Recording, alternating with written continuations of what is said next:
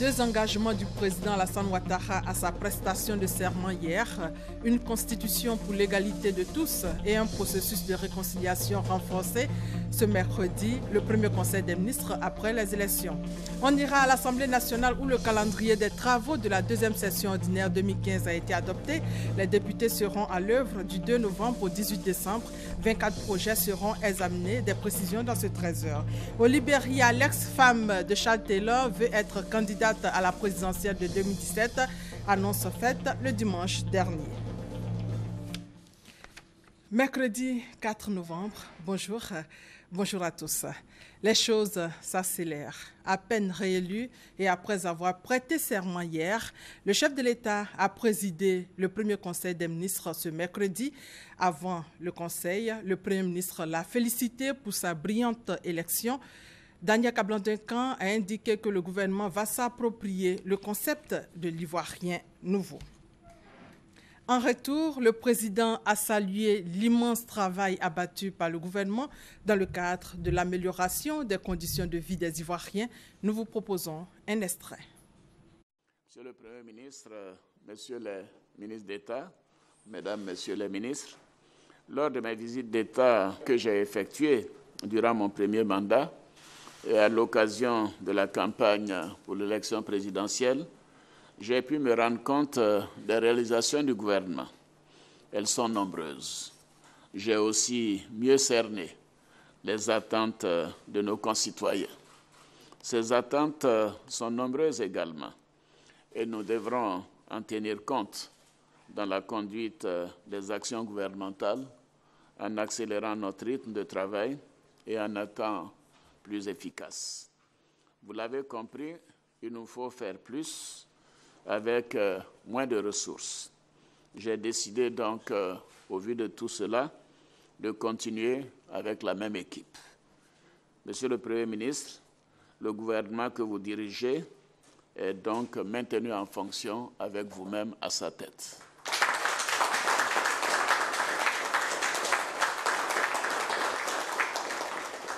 Monsieur le Premier ministre, Mesdames, Messieurs les membres du gouvernement, Mesdames, Messieurs les ministres membres du cabinet présidentiel, j'attends de vous que tous les dossiers en instance initiés au cours de mon mandat précédent soient traités avec célérité afin de les conduire à terme dans les meilleurs délais. Comme vous le savez, j'attache du prix au respect des engagements que j'ai pris auprès de nos concitoyens.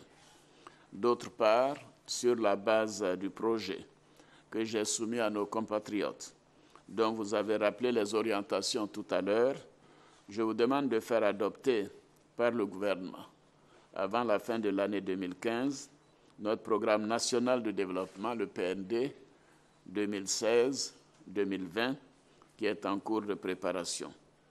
Ceci nous permettra d'initier de nouveaux projets pour continuer à améliorer les conditions de vie de nos concitoyens. Il nous faudra également entreprendre des réformes pour poursuivre le travail de modernisation et de transformation de notre économie. Nous devons veiller tout particulièrement à renforcer nos actions en faveur de l'amélioration de l'environnement des affaires pour accroître l'attractivité de la destination Côte d'Ivoire pour le secteur privé. Ceci permettra de soutenir notre croissance et de créer encore plus d'emplois, notamment pour les jeunes.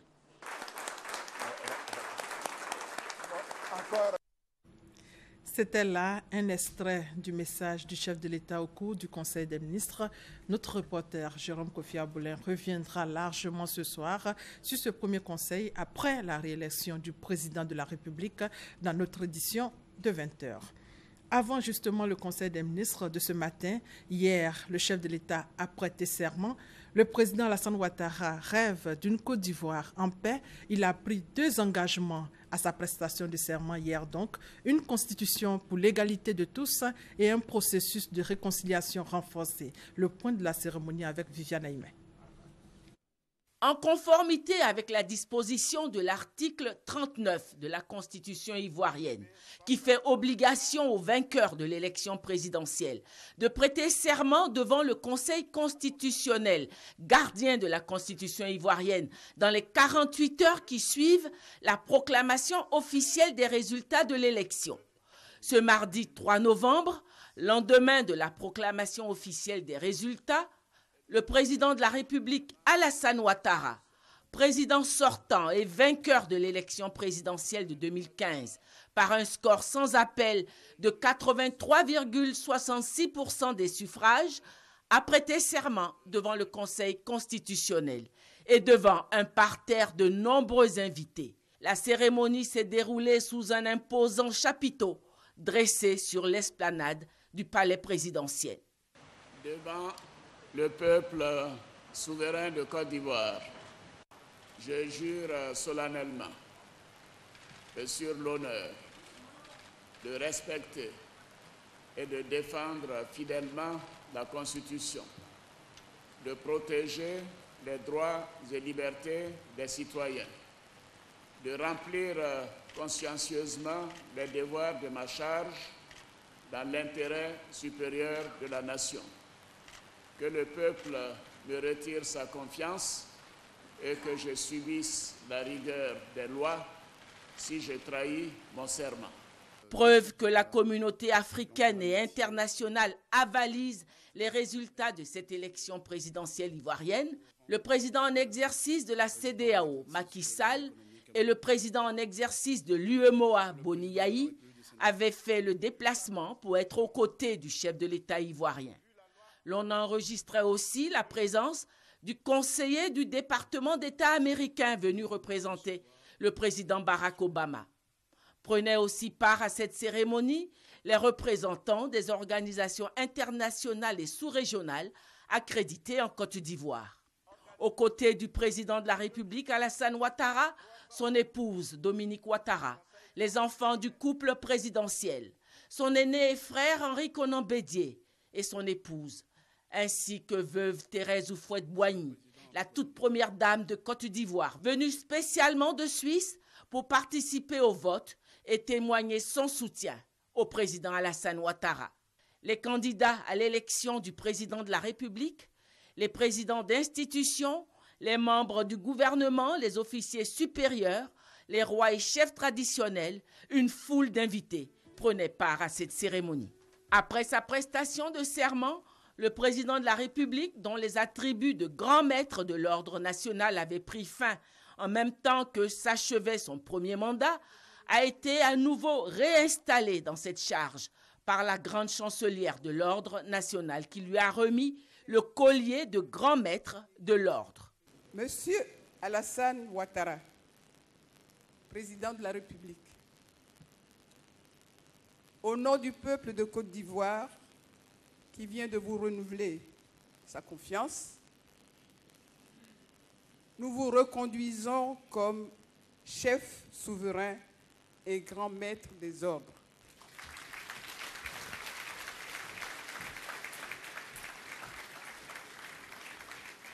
Deux interventions majeures ont marqué cette cérémonie. Il y a eu d'abord celle du président du Conseil constitutionnel qui, au nom de l'institution qu'il dirige, a adressé ses félicitations au président de la République Alassane Ouattara pour sa victoire. La deuxième intervention a été celle du président sortant nouvellement réélu, Alassane Ouattara. Il n'a pas caché sa joie. En ce jour solennel du mardi 3 novembre 2015, date de ma prestation de serment pour mon deuxième mandat en tant que président de la République de Côte d'Ivoire, je suis particulièrement heureux et cela se lit sur mon visage. Je suis heureux. Je suis heureux car notre pays a remporté une grande victoire. Oui, une grande victoire dont le mérite revient à chaque Ivoirien, à chacune et à chacun de vous. S'il a dressé un bilan de son premier mandat, pour ce second mandat qui démarre, il a d'ores et déjà annoncé deux importants chantiers prioritairement. Je vais, dans les prochaines semaines, prendre deux grandes initiatives. Tout d'abord, nous devons renforcer notre processus de réconciliation nationale. Ensuite, le deuxième grand point, nous devons nous munir d'une nouvelle constitution qui doit garantir l'égalité de tous, la cohésion nationale et la stabilité de nos institutions. À la fin de son allocution, le président de la République a serré de nombreuses mains avant de se rendre sur l'esplanade du palais présidentiel pour recevoir les honneurs militaires qui lui ont été rendus par la musique et 4 sections de la garde républicaine, ainsi que le drapeau et sa garde.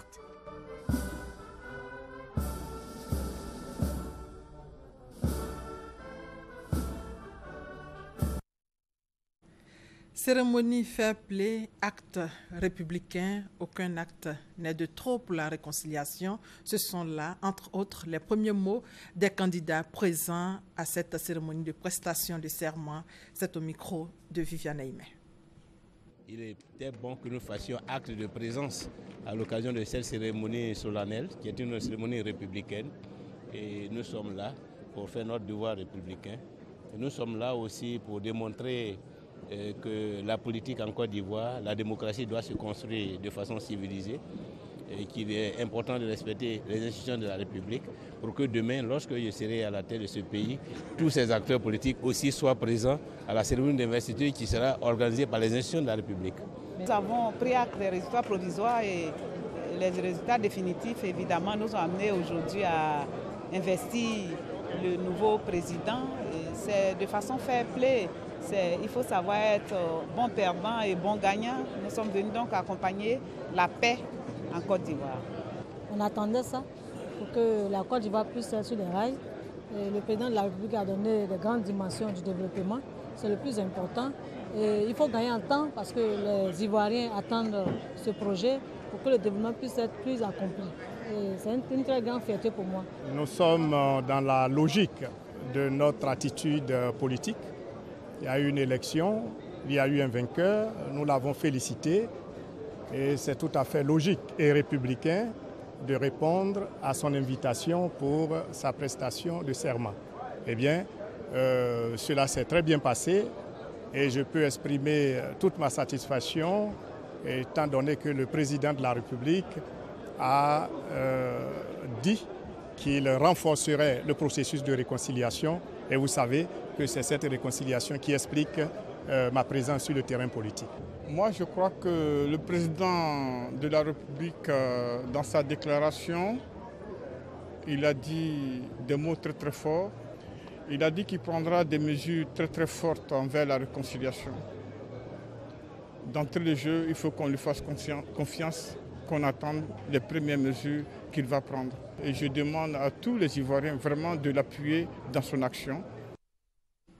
Après, les candidats, des personnalités ont accepté aussi de donner leur point de vue.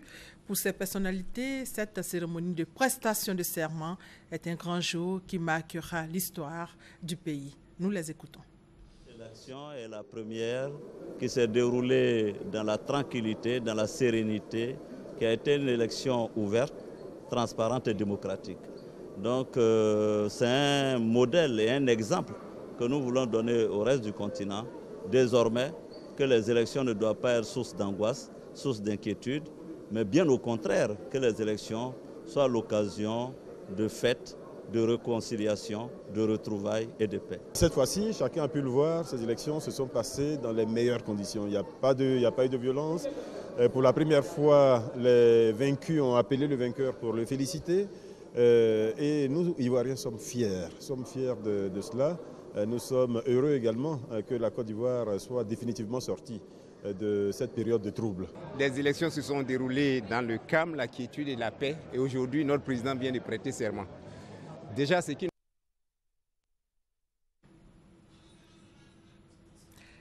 Voilà, le président sénégalais Macky Sall, par ailleurs président en exercice de la Communauté économique des États de l'Afrique de l'Ouest, la CEDEAO, et son homologue béninois Thomas Boniaï étaient là. Ils sont venus féliciter le chef de l'État pour sa réélection, nous dit Abiba Dambélé Saoué. qui aura tenu toutes ses promesses. Des présidents d'institutions, des ambassadeurs, des membres du gouvernement et les représentants de toutes les couches socio-économiques ont répondu présents pour accompagner le président de la République pour son second mandat qui démarre ce mardi 3 novembre 2015. Parmi ces personnalités de chefs d'État représentant leurs pairs de la communauté économique des États de l'Afrique de l'Ouest et de l'Union économique et monétaire ouest-africaine. Il s'agit du président sénégalais Macky Sall et du président béninois Yayi Boni. Ils ont tous les deux félicité le président Alassane Ouattara pour sa brillante victoire. La Côte d'Ivoire est back. La Côte d'Ivoire émergente, n'est-ce pas, est en route. Merci à tout le peuple ivoirien qui nous a offert ce cadeau d'avoir organisé les élections transparentes et paisibles. C'est une belle leçon à l'humanité. Nous sommes tous heureux. Donc, tout au nom de mes chers collègues de la sous-région, nous voudrions dire merci au peuple ivoirien. Merci également à notre cher président. Je voudrais saluer l'engagement qu'il a pris, la question de la réconciliation. Monsieur le Président, nous serons à vos côtés. Nous lisons votre détermination politique. Moi, je le connais. Depuis des années, gouverneur de la Banque centrale, initiateur des réformes, je suis convaincu que ces réformes qu'il a engagées en Côte d'Ivoire vont se poursuivre. Et enfin, le problème de notre constitution, moi je pense, une constitution, elle est faite pour créer les conditions de paix, de stabilité, de sécurité et de prospérité. Je voudrais remercier et féliciter très chaleureusement le président Alassane Ouattara pour avoir offert à la CEDEAO, à l'Afrique de l'Ouest, à la Côte d'Ivoire, des élections apaisées grâce au génie du peuple ivoirien, à la maturité de la classe politique. Et je pense que ce qui s'est passé en Côte d'Ivoire lors de ces élections est une récompense pour la démocratie africaine. Nous avons vu une élection extrêmement paisible, transparente, qui n'a pas été contestée et qui a renouvelé le mandat du président dès le premier tour avec un score plus qu'exceptionnel. La bonne santé économique et sociale de la Côte d'Ivoire a un impact direct sur la croissance dans la sous-région. Donc c'est avec bonheur que nous avons partagé ce moment avec le président Ouattara.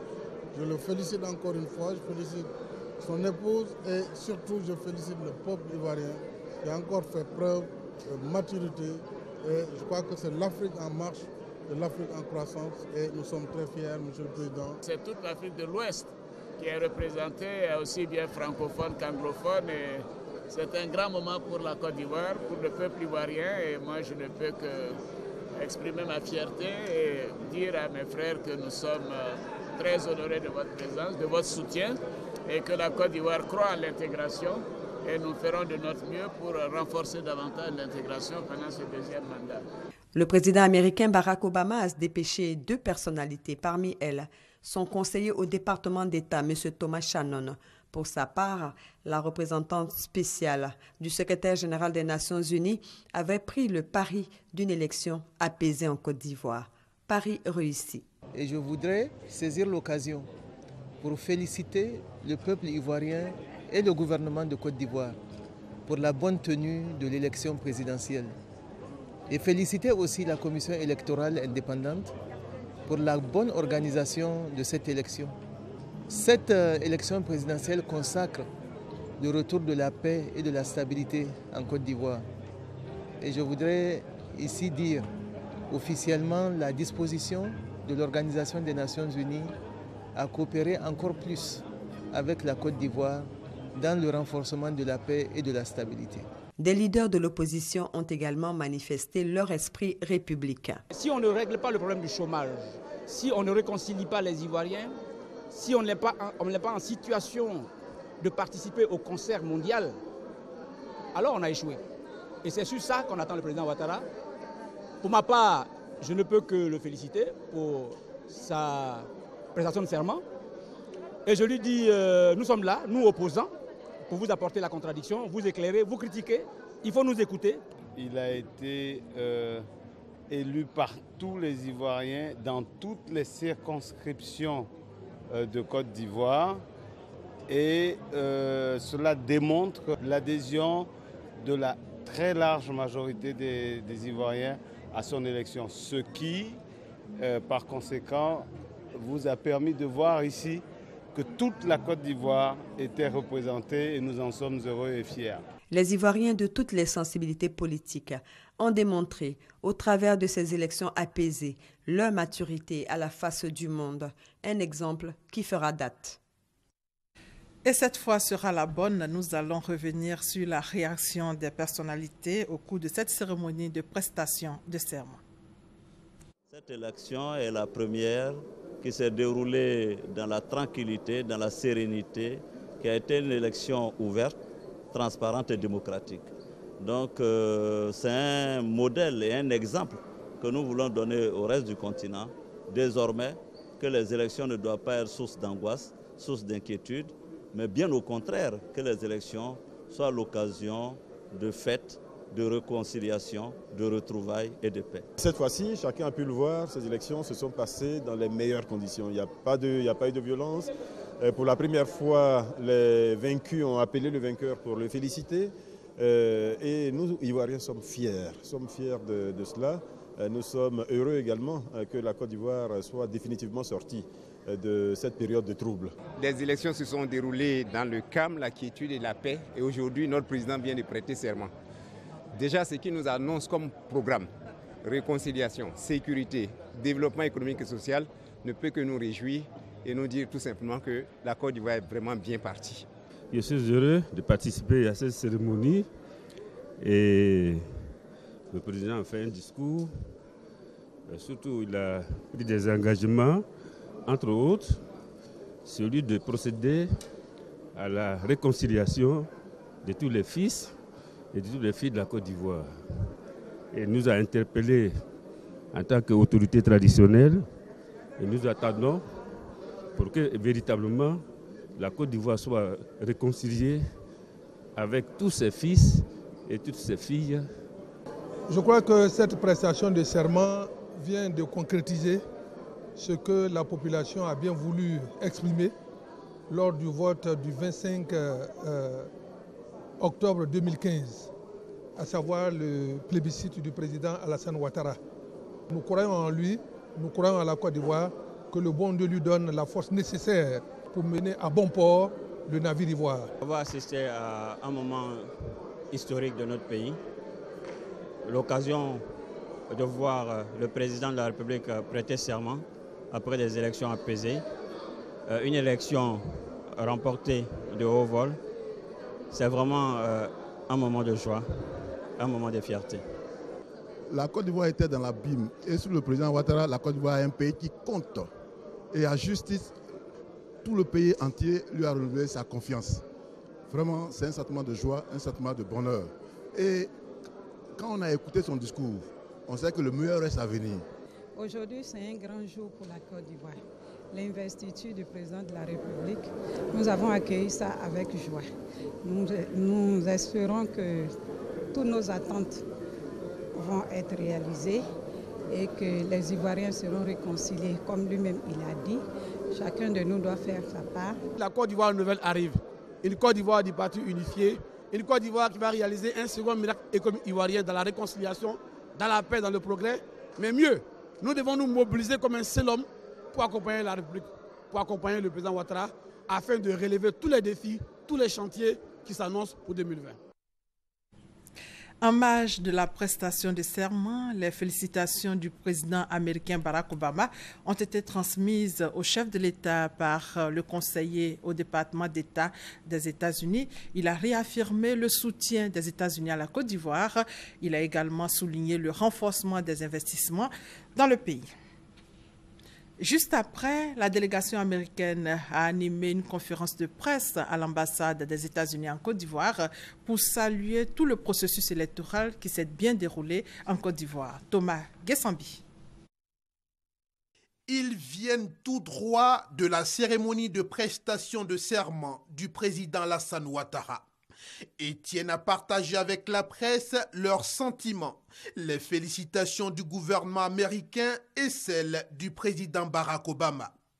Lieu choisi, l'ambassade des États-Unis, territoire américain. Devant les journalistes, les membres de la délégation américaine, conduite par Thomas Shannon et Linda Thomas Greenfield, deux diplomates rompus aux affaires, disent être enchantés d'être là et heureux de voir ce qu'ils voient avant de répondre aux questions relatives au non-dit de leur déplacement.